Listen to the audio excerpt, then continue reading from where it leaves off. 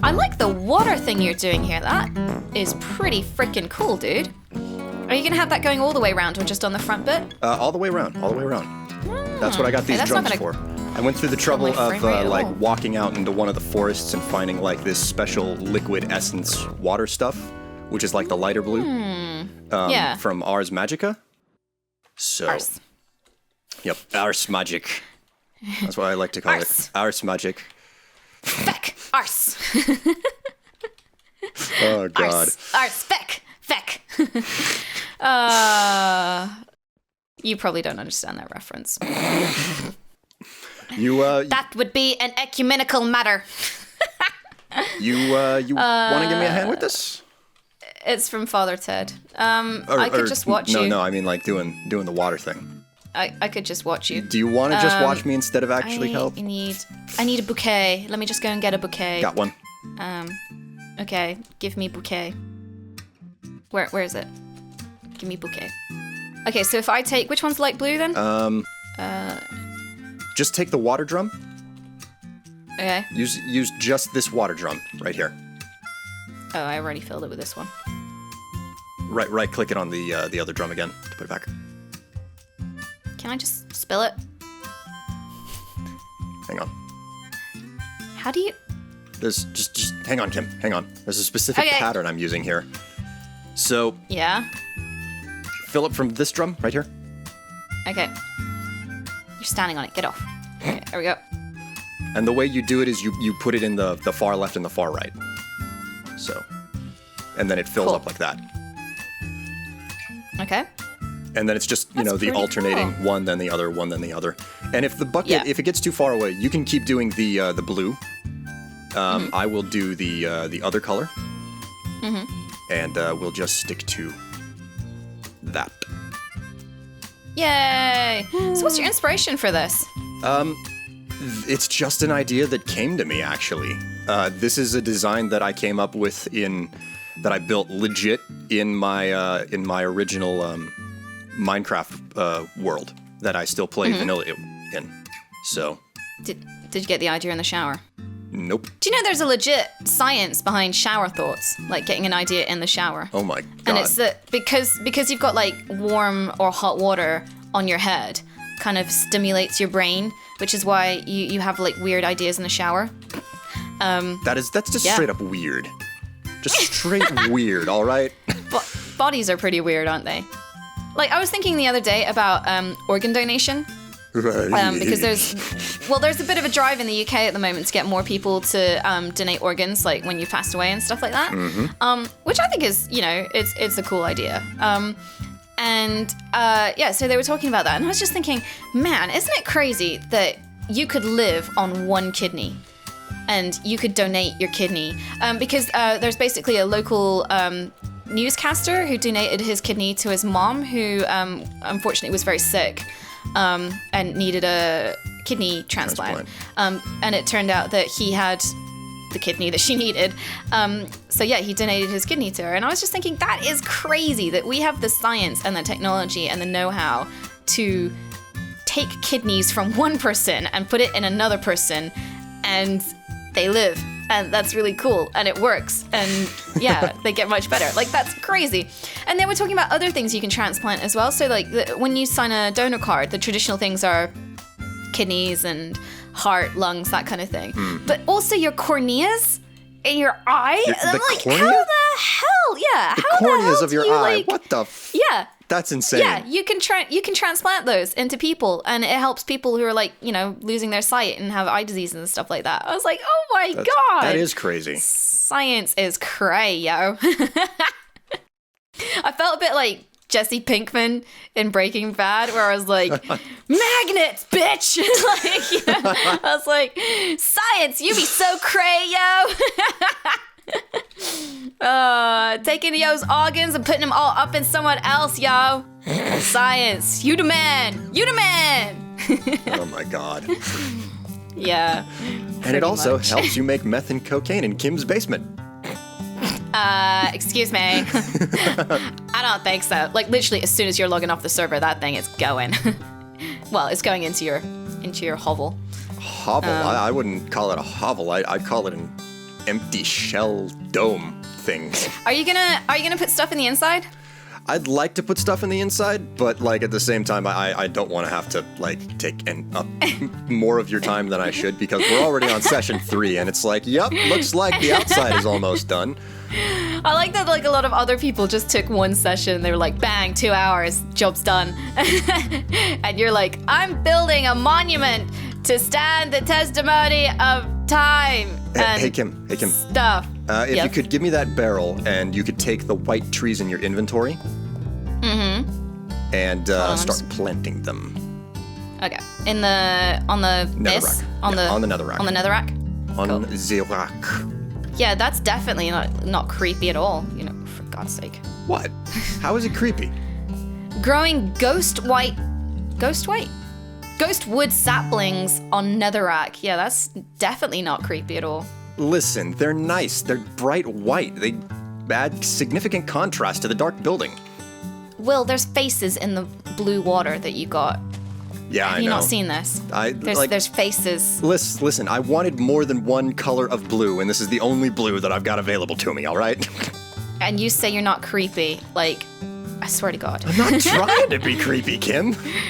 I think you've done a pretty good job of arriving there, though, dude. I mean, like, serially. Serially? Serially. Ugh. What would have You've been got better? a blood-red cathedral called the Strife Cathedral. If I had like used black oil and red destabilized redstone instead? I don't know. But there's faces in the water. Oh my God. And you say you're not a creepy man. I'm not a creepy man. Stop saying that. A creepy man with an evil plan. You hurt my There feelings, you go. Kim. You hurt my Planted feelings. all your creepy wood. There lived a creepy man who lived in a creepy house, who lived in a creepy wood, who lived in a creepy server. I don't know. That's one of those stories that they say when you're a kid. Right. What next? Well, I need to get... I mean, even the front of this, the sigil that you created in the front is kind of creepy. That's the symbol of House Strife. It's creepy. It's a creepy symbol. That's House Strife. What's wrong with it? You're definitely a creepy man. Kim. What? Oh, my feelings. All right, in the fields. Why you do this? Why you do this? Why you do this? Right, I'm putting this here. Do you have any bone meal? I do in the hut. I will go and get it. Yeah, I'm being useful. For a change. Wah! Hey, what? Nothing at all. Don't make me go break your cocaine factory. Break it over my knee. Cocaine. It's in your ender pouch. Cocaine. Do you need anything else while I'm over here? Not really. The only other thing that I really want to get in on this, because, you know, time stuff, is... Oh my God. Bleh. I'm just doing a flyby. Mother flippin' drive-by. Missed one. It looks amazing. I hope it looks amazing because I definitely worked hard at it.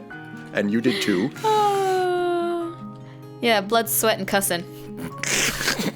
And a lot of useless podcasting as well. Hey, I thought we got some pretty good, facts and silliness out, If you want to download it and play it while you're driving around. It would probably be beneficial. Yeah. Do you have to do a lot of driving during the day? Because, America being huge, and Yep. there seems to be no way to get around it without cars. Yeah. So, yeah. Wow. How long do you spend in your car? Ooh, geez, that's a good question. Stop doing this. Jeez. What? Somehow Me? some of the water glitched out and it's like flowing out onto the ground?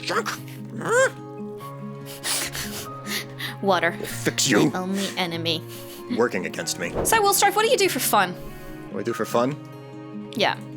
When you're not YouTubing or working I or do driving calculus. around. Really? No, never. Because, if you do, that's cool, bro. I can get behind that. Maths is useful. I mean, you've already heard my feelings on the subject of maths, but, Man, when the water in this game glitches up, it really glitches up. So yeah, do you have fun in your life? What do you do for fun? I am legit having a moment where I don't know how to respond. Is that because you do something naughty for fun?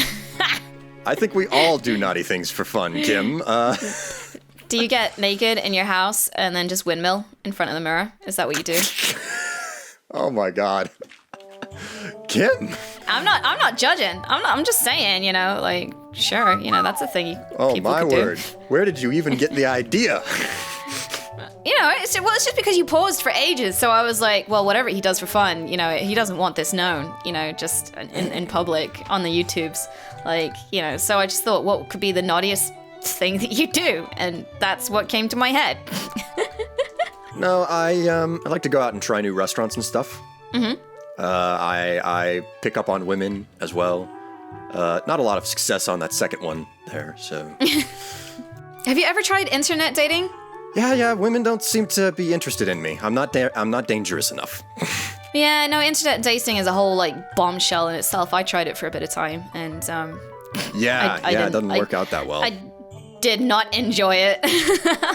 It was just a bit weird, and I got some, like, weird messages, inevitable dick pics, and, like, I found it really funny, though, as a kind of, for people watching, as a social experiment. So, like, I would read people's profiles and look at their pictures and stuff like that and see, like, how they've basically presented themselves to the world. And, like, I just found there was so much you could tell from a person by what they'd written and how they'd laid out their profile and what kind of pictures they'd use and stuff like that. Like, I don't know. There was one guy who all his pictures was of him with another woman. Like, obviously he kind of blanked out her face and stuff like that, so it was kind of him, or cropped it or something like that. But it was, like, literally all his photos were him with another woman. So I was like, this person's got, like, X issues or something like that, because it was the same woman. Oh, wow. Jeez. Yeah, so you could kind of just tell. And then there was another guy who I just couldn't believe, who was just all out, like, yeah, like, it's all about me, and, I'm not really interested in you, and if you're not into, like, a thrill-seeking kind of dude, then I'm not interested, and you better be intelligent, because boring conversation bores me, and I don't like small-minded people, and blah, blah, blah. And, like, literally his whole profile was just narcissistic, like, overconfident, cocky arrogance, and I was like, how are you happy with this? Like, presenting yourself. Can you do? Yeah, like, at the end of the day. It was crazy. Yeah, and then there's like the semi-literate people who just, like, use text speak, which winds me up no end. Like, if anyone contacted me using text speak, I was like, peace out. No, I can't have a conversation with you, because nothing winds me up more than text speak. Especially when you're trying to impress people. Yeah, like, when you're trying to impress someone, like, first impressions and stuff like that, it was just a bit like, no. And then, more often than not, the people who use text speak, you look at their profile and it's, like, literally bare minimums, all in text speak, and it's just like, what do you like? Cars, lol.